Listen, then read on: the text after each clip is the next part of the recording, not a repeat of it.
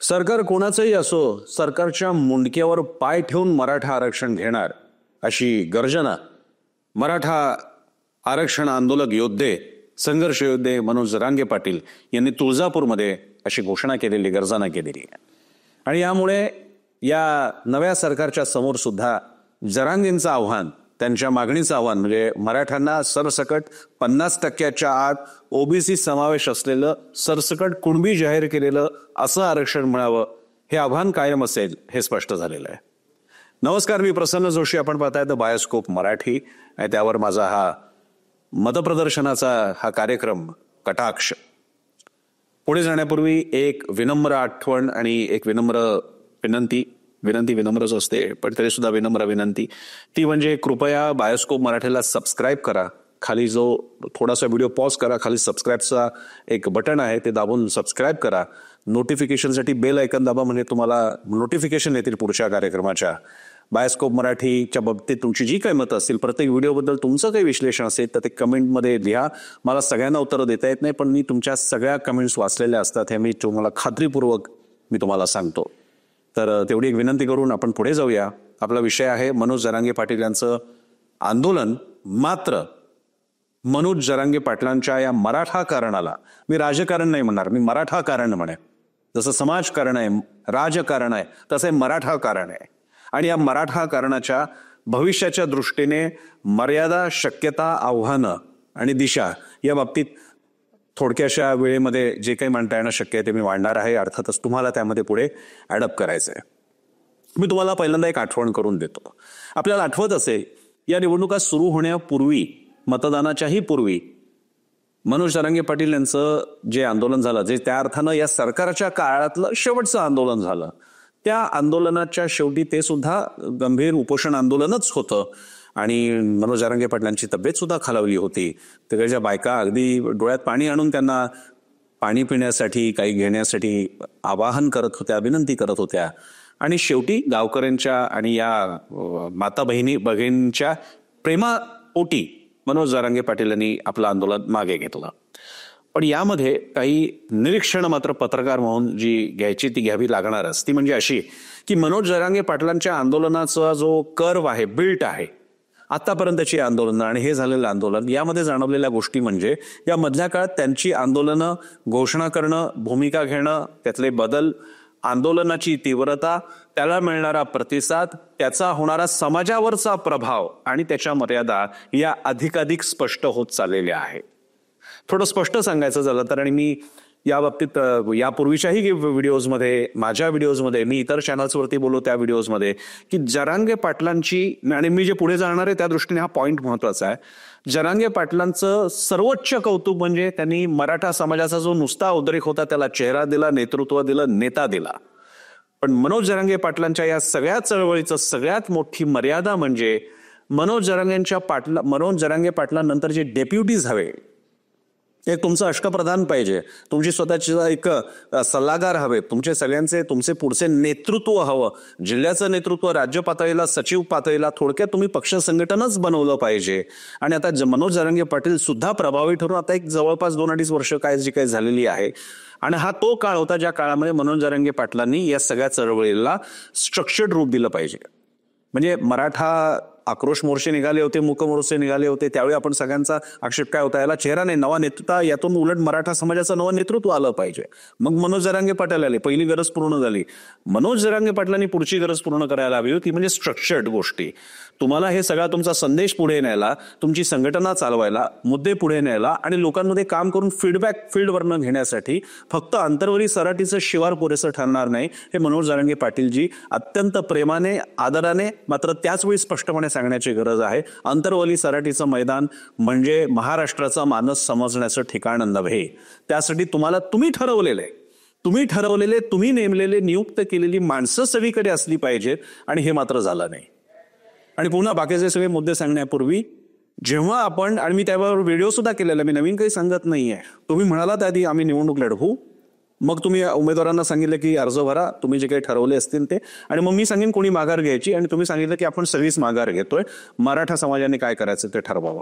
आणि यानंतर मी त्याच वेळी व्हिडिओ केला होता की असं होणार नाही, जे उभे राहिलेले आहेत ते खट्टू होतील, कारण शेवटी त्यांनी एक महत्वाकांक्षेपायी नेतृत्व उभं करायचा प्रयत्न केलेला आहे. आणि माझे मित्र असलेले योगेश केदार, जे आता आधी छत्रपती संभाजीराजेंच्या सोबत होते, नंतर मराठा चळवळीत त्यांनी काम केले, मित्रच आहेत आपले, त्यांनी काही मुद्दे मांडलेले आहेत की असं कसं होईल, तुम्हाला नेतृत्व तर द्यावं लागेल, माणसं आशेने उभे राहत आहेत. असीम सरोदे नंतर जरांगे पाटलांना भेटून गेले आणि त्यानंतर मनोज जरांगे पाटलांनी भूमिका बदलली असा आरोप योगेश केदार यांनी केलेला आहे. मला त्यातली सत्यता माहीत नाहीये, पण मला एक नक्की, जे मी स्वतःच व्हिडिओमध्ये म्हटलेलं आहे की असे उमेदवार उभे करायचे, मग मागे घ्यायचे, उपोषण सुरू करायचं आणि मग थांबायचं, यानं या सगळ्या प्रभावाला हानी पोहोचते. योगेश केदार यांनी ते जास्त स्पष्टपणे बोलून दाखवलेलं आहे. त्यांनी तर अशी मागणी केली, उलट जरांगे पाटलांनी मविया बरोबर असं म्हणायला हवं होतं की आमच्या मराठवाड्याच्या एवढ्या जागा आम्हाला द्या, आमचा पाठिंबा तुम्हाला असेल, आणि आमच्या विरोधात तुम्ही उमेदवार द्यायचे नाही, त्या बदल्यात इतर ठिकाणी आमचा तुम्हाला पाठिंबा असेल. पण ते झालं नाही. जे झालं नाही त्याबद्दल आता बोलत बसण्यात काही पॉईंट नाही. पण प्रश्न असा आहे, हे सगळे मी कोणत्या पातळीला मुद्दे नेतोय, जे मी आधीच्याही व्हिडिओमध्ये म्हटलेलं आहे, मनोज जरांगे पाटलांची संघटना कोणती, मनोज जरांगे पाटील यांचे डेप्युटीज कोण, ते इतर ठिकाणी कसे जाणार, कोणापर्यंत कसे पोहोचणार, आणि त्या दृष्टीने पुढचे माझे मुद्दे आहेत. त्यासाठी हा थोडासा मी आता मुद्दा इथे मांडला. आणि मग निवडणुकीचा निकाल लागला. निवडणुकीच्या निकालामध्ये हे स्पष्ट झालेलं आहे. आता त्याच्यात ईव्हीएमचा घोळ आणि त्याचा तथाकथित हस्तक्षेप आणि ईव्हीएम द्वारे मॅनेज केलेला रिझल्ट, या बाबतीत मी यापर्यंत काही बोलत नाही, कारण मुळात ते काही जाहीर झालेलं नाहीये. शरद पवार स्वतः म्हणालेले आहेत की अधिकृत काही माहिती येत नाही तोपर्यंत मी बोलणार नाही. या तीनही पक्षांनी या बाबतीत निवडणूक आयोगाकडे जाऊन त्याचं काही प्रत्यक्षात येईपर्यंत त्या बाबतीत केवळ काही दाखले देत राहणे आणि हे मॅनेज झाले ते मॅनेज झालेलं आहे, या मुद्द्यांना तसा काही अर्थ नाही. इनफॅक्ट जी विश्लेषणं सध्या वृत्तपत्रांमध्ये मान्यवर पत्रकारांकडून येत आहेत ती मवियाच्या त्रुटींवरती बोट ठेवणारी आहेत.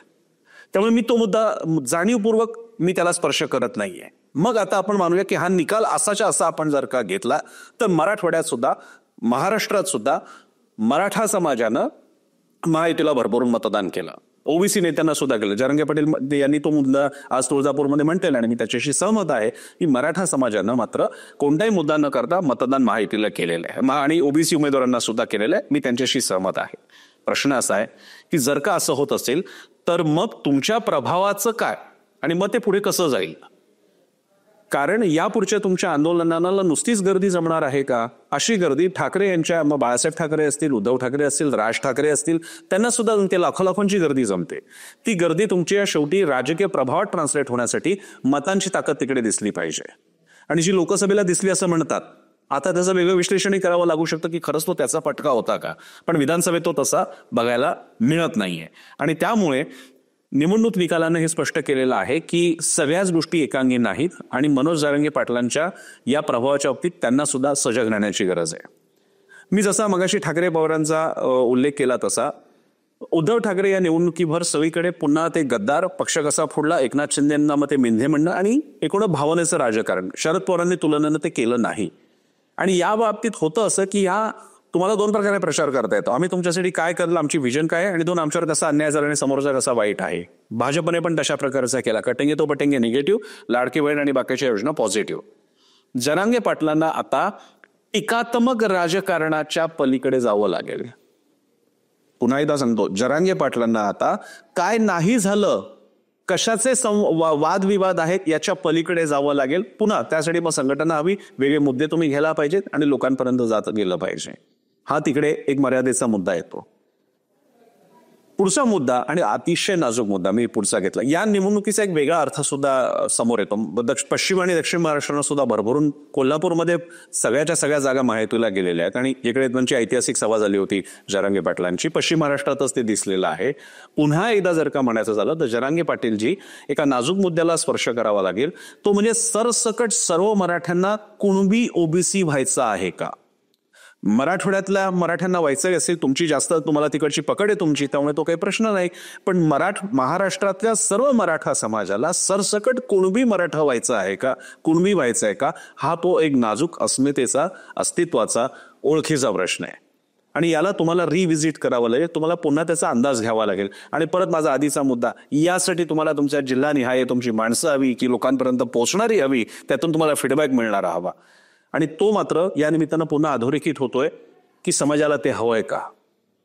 मी जेवढं या संदर्भात, मला अर्थातच मी मराठा अभ्यासकांना काही चॅलेंज करायचा प्रश्नच नाही, पण जेवढं मी लोकांपर्यंत बोलू शकलो, वाचू शकलो, मराठा आंदोलकांशी बोलणं झालं, मराठा समाजातल्या लोकांशी बोलणं झालं, त्यांची अपेक्षा ही एससीबीसी किंवा जे ईडब्ल्यूएस आरक्षण होतं त्या स्वरूपाचं आरक्षण, शिक्षणामधला आमचा प्रवेश, आम्हाला त्यासाठी मिळणारी आर्थिक मदत आणि मग आमच्यासाठीच्या योजनांमुळे उद्योजक पातळीला, स्पर्धा परीक्षांच्या पातळीला मिळणारी मदत, या बाबतीतला प्रमुख होता.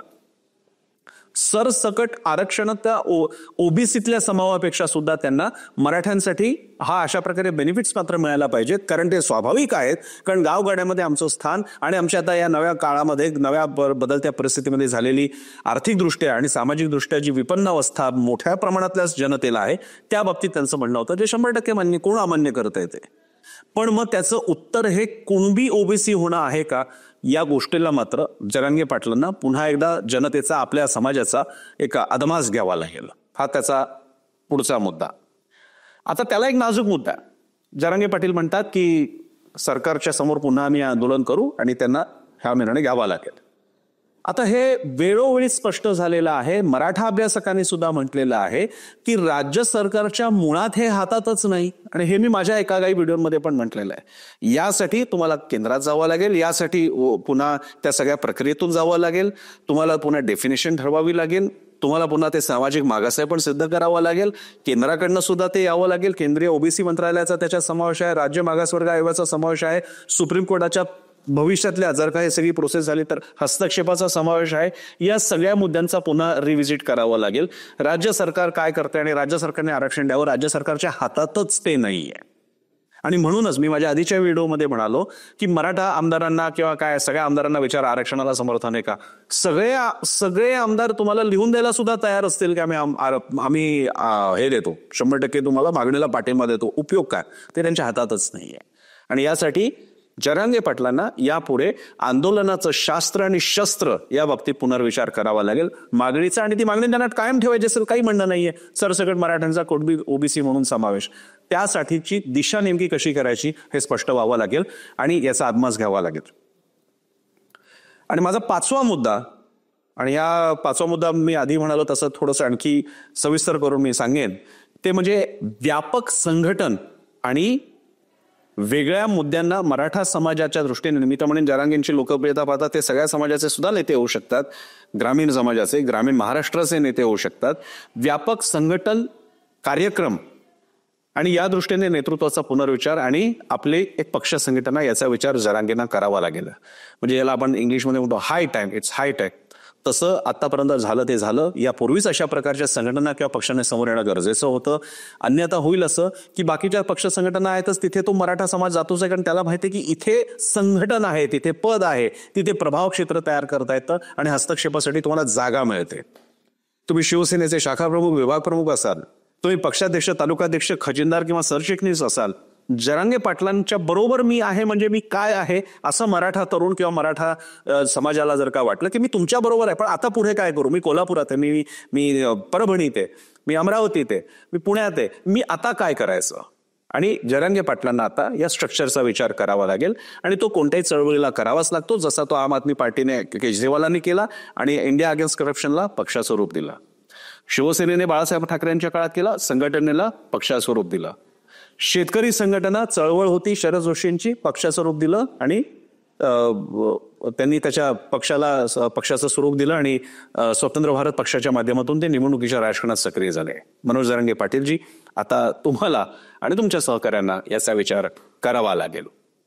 हा व्हिडिओ तुम्हाला कसा वाटला, विशेषतः मराठा समाजातले मित्र असतील त्यांनी तर जरूर यावर व्यक्त व्हावं. तुम्हाला काय वाटतं, आणखी कुठले मुद्दे यामध्ये ऍड करायला हवे होते का, एखादा वेगळ्या दृष्टिकोनातून एखादा मुद्दा बघायला हवा होता का, जरूर तुमच्या सगळ्या मुद्द्यांचं स्वागत आहे. खाली कमेंट्स मी तुमच्या वाचतच असतो, त्यामुळे ते तुम्हाला आवाहन.